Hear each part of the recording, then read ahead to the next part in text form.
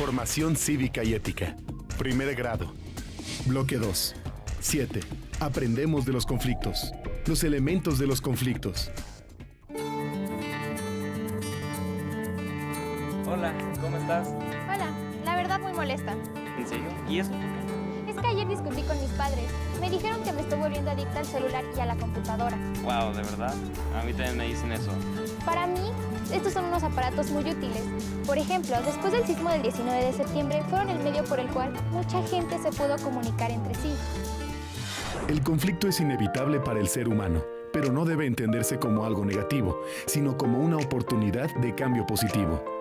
Al surgir un conflicto, se hace la distinción entre el yo y el otro, o entre el nosotros y el ellos, es decir, es el reconocimiento mutuo de los actores en el conflicto. En todo conflicto existen tantas percepciones como personas se encuentran involucradas, y cada percepción hace que cada actor entienda el conflicto desde su verdad. La diferencia entre las partes propicia las relaciones, porque incluso puede ser complementaria. Sin embargo, para que exista un conflicto, en principio, debe haber diferencia. Si la diferencia no es suficiente, entonces, ¿por qué surgen los conflictos? Analicemos los elementos del conflicto.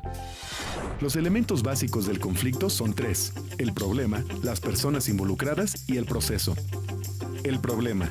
Analizar el problema nos permite entender un conflicto, y para entender la magnitud de este, debemos separar lo fundamental de lo accesorio, comprender sus causas, intereses o valores involucrados, y finalmente, verificar que los datos sean correctos.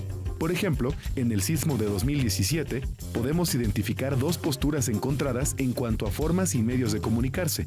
Un sector de la sociedad se comunica a través de los medios tradicionales, TV, radio, periódico, y otros lo hacen mediante las redes sociales. Las personas involucradas. Se identifica a las partes involucradas, sin confundir a las personas, que son quienes representan el conflicto, con el conflicto mismo.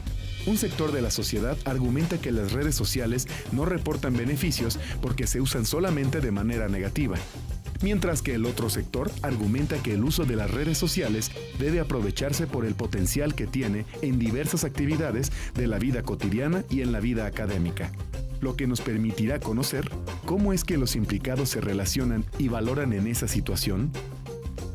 ¿Cómo es que las partes involucradas manifiestan sus sentimientos y emociones? ¿De qué manera estos sentimientos y emociones condicionan las percepciones que se tienen en torno al problema? ¿Cuáles son sus actitudes ante el conflicto?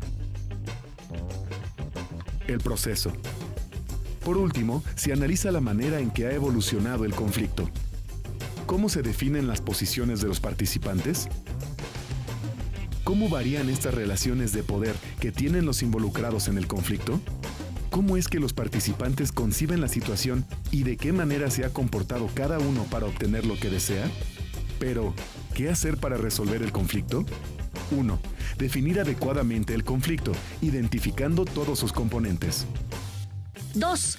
Establecer cuáles son los objetivos y ordenarlos según su importancia. 3.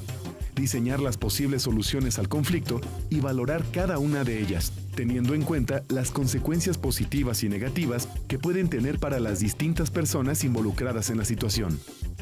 4. Elegir la solución que se considere mejor y elaborar un plan para llevarla a cabo. 5. Llevar a la práctica la solución elegida. 6. Valorar los resultados obtenidos y, si no son los deseados, volver a poner en práctica todo el procedimiento para mejorarlos. ¿Y sigues enojada? No, ya no. Ayer hablé con mis padres, y aunque sí, al principio discutimos un poco, finalmente cada quien dio sus puntos de vista y argumentos acerca del uso de la computadora, el celular y en específico de las redes sociales. Dijimos sus ventajas, desventajas, riesgos, así como los compromisos que debemos de cumplir tanto ellos como yo. Ok, ¿y luego qué pasó? Pues finalmente pudimos llegar a un acuerdo. Dijimos que lo más importante es saber el uso que les damos, así como con qué propósito y en qué momento los utilizamos. Muy bien, yo digo que el diálogo fue muy importante en esta situación, ya que cada quien se pudo poner en el lugar del otro. ¿Y tú, cómo resuelves tus conflictos?